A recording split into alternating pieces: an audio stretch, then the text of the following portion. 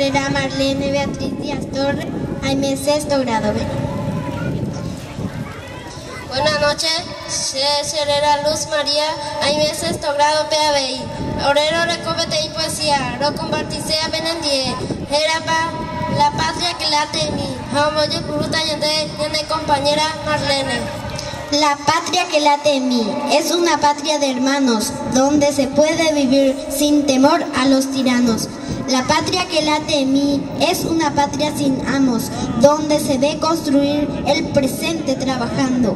La patria que late en mí es una patria de canto, porque el ser humano no está allí, existiendo amordazado.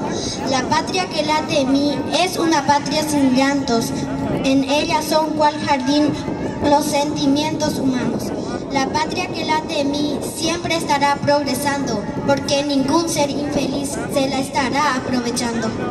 La patria que late en mí es la del campesinado, no del matón sablerín que se llama comisario.